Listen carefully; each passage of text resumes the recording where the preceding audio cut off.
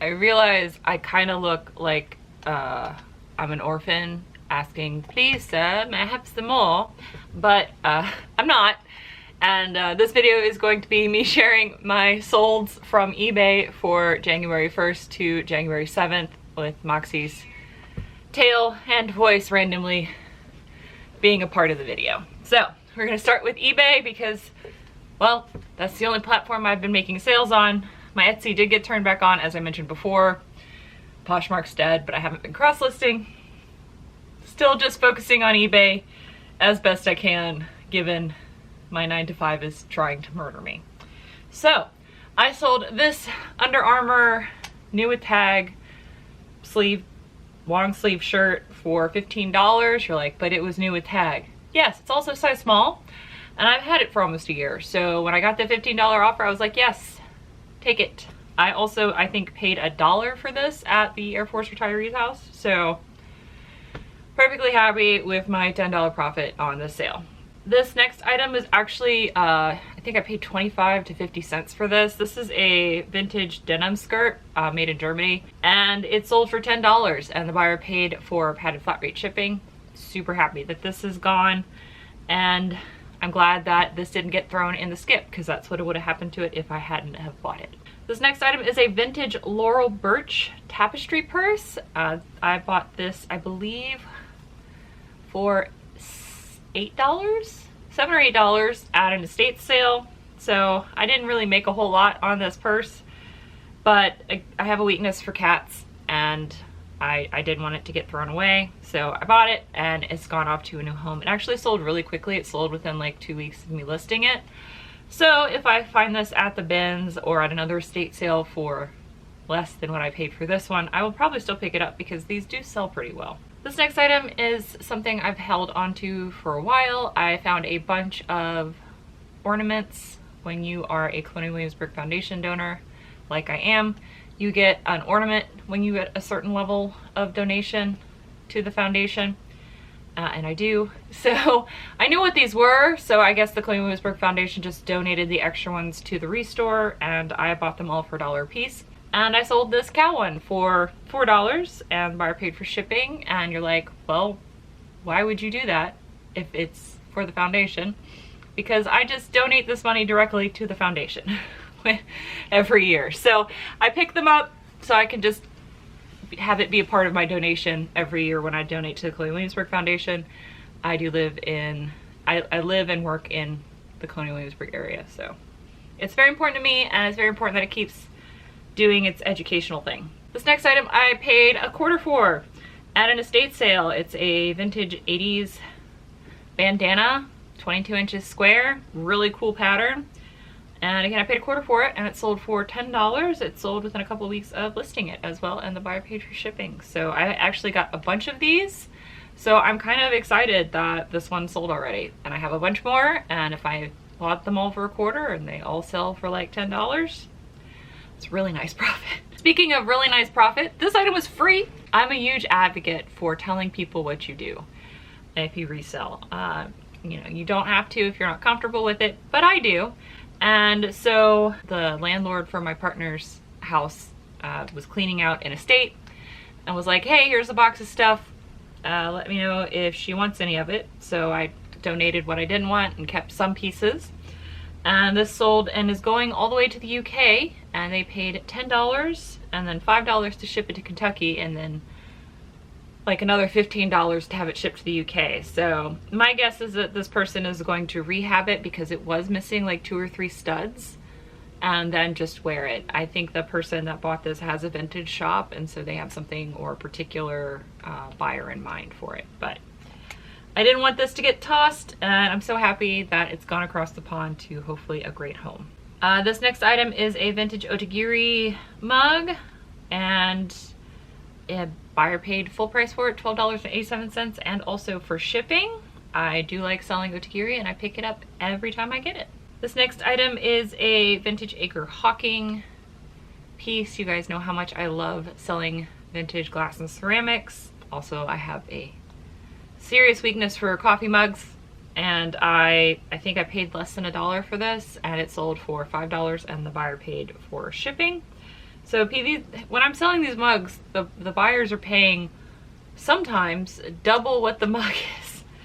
But I'm happy that it's gone off to a new home. I'm sure this is going to a collector. This next item is a set of 2 shirts. They are sold to the same buyer, and they paid $15 and $9 for shipping. This is a buyer that went to their credit card company. I posted about this on my Instagram to try to get a refund, saying that they never received it. Because they opened it with their credit card company and not with eBay, I'm 100% sure this is someone who just wants to get free stuff and not that it wasn't actually delivered. Because normally, if a buyer doesn't get an item, they'll contact eBay or open a case, not there's a chargeback on the credit card company. That's a pretty frequent scam I've seen going around over on TikTok for small businesses. So just be mindful. But I'm protected with eBay seller protection, and I'm still waiting on the results for this. But it shows it's delivered. It got delivered a week before they decided to do the chargeback. So this next item is something I picked out of an estate sale. I paid less than $1 for this, and it is a sheet music songbook with the beautiful and vivacious Olivia Newton-John, same woman who did Grease.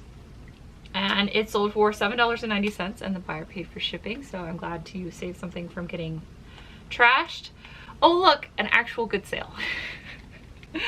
I know you're like, wow, there's a lot of like nickels and dimes here, but I'm okay with that. Most of the stuff that you guys have seen, except for the shirts, take very little effort for me to photograph and list, so I'm perfectly okay with that. This pair of Otigiri men's Hanua leather boat shoes, and this sold for $39.87, and the buyer paid for shipping. I paid $10 for these at the Dab over in Williamsburg, so very nice sale. Sales definitely picked up both in velocity and also in price towards the end of the first week. My next sale that I'm going to share with you is this Old Navy. This was another new with tag item. Yes, I sold Old Navy new with tags for more than I sold Under Armour at the beginning of this video. This was $24.87 the buyer paid, and this is something I got out of a ThredUp men's box. So the cost breakdown for that ThredUp men's box was roughly $4 per piece, but I've already made my money back on that men's box, so very happy with this profit. And it goes to show you that size does matter.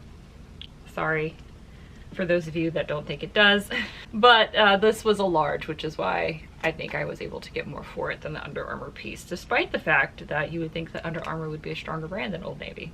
And then I sold this pair of women's Keens sandals. I picked this up as well at the Dab over in Williamsburg. I really love that store. I find some really good stuff there. And I think I paid $6 for this pair of sandals, and it sold for $23, and the buyer paid for shipping, and they already left me really nice feedback, which is super cute. So if you do not know, I also have another channel. It is a book channel where I buy and review vintage books. I have hauls over there. I don't just buy things. I talk about reselling a little bit over there, but mostly it's just my love for the written word. And I bought this because the nipply man on the cover, and I wanted to read Jack Vance because I know Matt from Thrift Alive, who also has a book channel as well called Book Pilled, loves Jack Vance. And so when I saw this, both the nipples and the name called to me, and I picked it up and I read it. You can go watch that video if you're interested. But it sold to somebody, I'm guessing someone who watched that video, for $3.87, and the buyer paid for shipping. If you're wondering, I normally don't hold on to paperback books, mostly because I like to be able to reread stuff without a fear of it falling apart. So I'll just pass this on to a fellow bibliophile and hope that they enjoy it. This is a set of those ornaments that I talked about earlier from the Colonial Williamsburg Foundation. Again, I paid $1 a piece for each of these ornaments. I sold them for $5.99, and the buyer paid shipping. Now, because they paid shipping for both of them, I returned the shipping for one of them back because I really want there to be ethics in my business, and you know, if it only cost me $3 and some change to ship 2 ornaments, I'm only going to charge $3 and some change to ship 2 ornaments, and that's what I did. So I returned that to him and they left me positive feedback, but I'm happy that I will be able to add a little bit more to my Colonial Williamsburg Foundation donation this year, thanks to these sales. And then the last sale, another shout out to Matt from Thrift to Life. I would have never heard of this brand if it was not for him. I do not fish other than in video games. I fervently fish in video games. Every video game that has fishing, I will be fishing in it. However, in real life, I do not like fishing. Mostly because every time I've gone fishing, I've ended up with a hook somewhere in my body, even if I am not the one fishing, like casting or doing any of it. It just somehow the little metal barbs just find my body. But I saw this and it was in good condition with no stains. It did have the some peeling of the printed logo in the collar. Didn't really seem to matter. It sold for my full asking price of $21.87 and the buyer paid for shipping. So Matt, thank you very much for talking about fishing so much, because it's made me some money. Also, I believe this brand is in his menswear manifesto, which he also just released a new edition of. And you know, I like promoting my friends, and he's my friend, and it's also a really good guide. So that is everything I sold for the first week of January. I sold 18 things for the first week of January, which is a lot.